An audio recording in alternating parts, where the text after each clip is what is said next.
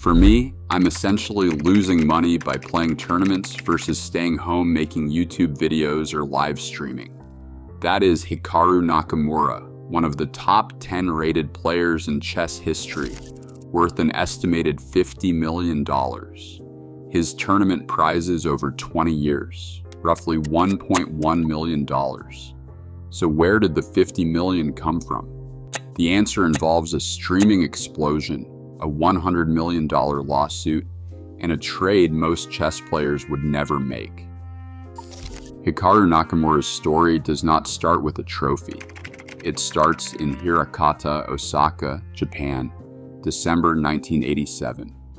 Barely out of diapers, he has moved across the world to White Plains, New York. No chess legacy waits for him there. No dynasty. Just a restless kid in suburban America picking up his first chess pieces at age 7. His stepfather, a feed master, sees something most parents would miss. A mind that cracks open patterns for fun. By 10, Hikaru is beating international masters. Not just holding his own, winning and making it look routine. The American chess scene, still living off the ghost of Bobby Fischer, is not ready for what comes next. In May 2003, at just 15 years and 79 days old, Nakamura becomes the youngest American ever awarded the grandmaster title. He shaves 3 months off Fischer's record, and the headlines finally catch up. The prodigy label sticks, but it is not enough. Not for Hikaru. Not for a kid raised on blitz, speed, and the idea that you do not wait for your moment. You take it. He does not slow down. National titles pile up. He becomes the 5-time United States champion, the highest rated American in decades. But there is an edge to his climb. Nakamura is not chasing the old school chess dream. He is hacking the system, finding new ways to win on and off the board. The world watches, but the real game is just beginning. In a sport obsessed with tradition, Hikaru Nakamura is already plotting a different kind of empire. 5 United States Championship trophies, 2005, 2009, 2012, 2015, 2019, each one a stamp of dominance, not luck. By the time Hikaru Nakamura racks up his 5th national crown, the American chess world is his personal playground. The numbers do not lie. A peak classical rating of 2,816, world number 2, outpaced only by Magnus Carlsen. That rating is not just a badge, it is a warning to anyone still clinging to the old dream that the next Fischer would come from St. Louis or Brooklyn. But in chess, there is always a ceiling. For Nakamura, that ceiling wears a Norwegian flag. Magnus Carlsen stands in the doorway of every world title match. Nakamura faces him again and again. Candidates, Grand Prix, Blitz, Bullet, you name it. He wins battles, but the war for the classical crown stays out of reach. No matter how many times he tops the United States list or crushes the best in Rapid and Blitz, the one title that makes you a legend, the one that gets you carved into chess history, remains locked away. For every national headline, there is a global ranking that says second place. For every fan calling him the best American in decades, there is a FIDE list that spells out the gap. Carlsen number 1, Nakamura number 2. The tension is obvious.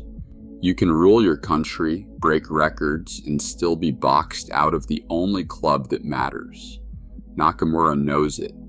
He has said it himself. For me, I am essentially losing money by playing tournaments versus staying home making YouTube videos or live streaming. The old path, world champion or bust, starts to look like a game you cannot win. And that is when the real hustle begins. March 2020. The world locks down. For most grandmasters, the silence is suffocating. For Hikaru Nakamura, it is open season. He flips on his webcam, launches his Twitch channel, and within hours, 2,000 viewers are locked in watching him blitz through games in real time. No tuxedos, no velvet ropes, just a digital crowd and the raw speed of his mouse. The old guard cannot believe the numbers. Chess, a niche sideshow in the streaming world, suddenly has a pulse, and Nakamura is the one holding the paddles. He does not just play, he performs. Trash talk, rapid-fire puzzles, a running commentary that is equal parts instruction and entertainment. Chat explodes with questions and memes. Nakamura answers them between moves, sometimes mid-combo. Every night, the numbers climb. 3,000, 5,000, and then 10,000. By summer, he is a fixture on the Twitch front page. The first PogChamps tournament, an amateur celebrity event, spikes his channel to 25,000 concurrent viewers. The second PogChamps doubles that. He is hosting, teaching, roasting, and the audience cannot get enough. By February 2021, the numbers are surreal. The PogChamps 3 finals and a champion showdown pushed chess to a platform-wide peak of 115,000 live viewers. More than most esports titles, more than anyone in the old chess world thought possible. Twitch, once a gamer's playground, now bends to the will of a single grandmaster. Nakamura is not just riding the wave, he is the undertow pulling the entire chess ecosystem online. The chat floods in with subs, bits, and hype. The message is clear, the audience is here, and they are not watching for the trophies. The money machine doesn't run on trophies. It runs on eyeballs, clicks, and cold, hard leverage. By 2021, Hikaru Nakamura's Twitch channel was pulling in an estimated $52,000 every month before taxes and before sponsors even got a whiff. That's not chess club pocket change. That's the kind of number that makes even grandmasters pause mid-blitz. The math is ruthless. 18,000 paid subscribers at $4.99 a pop, Twitch taking its cut, and still the numbers stack up higher than most tournament purses. Bits, donations, ad revenue, each stream is a cash register that never sleeps. But the real play is bigger. Red Bull comes calling, slapping their logo on the fastest mouse hand in chess. TSM, an esports juggernaut, signs Nakamura as their first chess star. Misfits Gaming follows, betting that the next wave of digital fandom isn't in shooters or MOBAS, but in a guy outsmarting the world in real time. These aren't one-off deals. They are multi-year contracts, the kind that push annual sponsorship earnings into the $200,000 to $300,000 range. Add that to the monthly streaming haul and YouTube ad checks, and the old dream of scraping by on prize money starts to look like a bad joke. Every dollar, though, is chained to a single platform. Twitch calls the shots.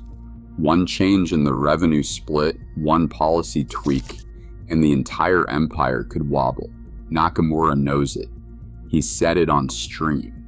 If the rules change, the business has to be rebuilt from scratch. For now, the cash flows.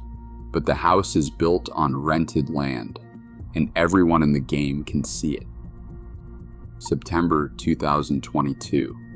The Sinquefield Cup in St. Louis explodes into chaos. Magnus Carlsen, world champion and untouchable in the old order, walks out after a loss to Hans Niemann, a 19-year-old with a reputation and a past ban from chess.com. The message is clear, but the proof is thin. Nakamura, already a streaming king, goes live and does not hold back. He points to Niemann's history, fueling a fire that spreads across every platform. Within weeks, the feud leaves the board behind. Niemann files a $100 million lawsuit in federal court, naming Carlsen, Nakamura, and chess.com as defendants. The legal filing reads like a bombshell: defamation, collusion, reputational sabotage. Nakamura's response was as calculated as any endgame. I can't comment on an ongoing case, sorry, but the stakes are public and the numbers are staggering. For the first time, the empire Nakamura built online faces a threat that cannot be blitzed away. The lawsuit lands with a thud, not a bang. Early 2023, a federal judge dismisses Hans Niemann's $100 million case against Nakamura, Carlsen, and Chess.com. The official statement is dry. It cites procedural grounds, no winners, no admissions. But the real verdict happens off the record. A private settlement closes the door. No one talks. Nakamura keeps streaming. His sponsors, watching from the sidelines, do not bolt. The chat keeps scrolling. The empire, for now, holds together. Still, the whole episode exposes how fragile the business really is. One lawsuit, one broken trust, and everything built on audience and reputation could have vanished overnight. Nakamura walks away with his brand intact, but the ground under digital chess has never felt more unstable. A world champion holds a crown. Nakamura holds an empire. The streaming gold rush rewrote the scorecard, and what has happened online actually dwarfs what Magnus has done. Is that checkmate or an unfinished game? For the next Fischer, the board looks different now. Subscribe to ChessFlix. We find the stories behind the game nobody else is telling.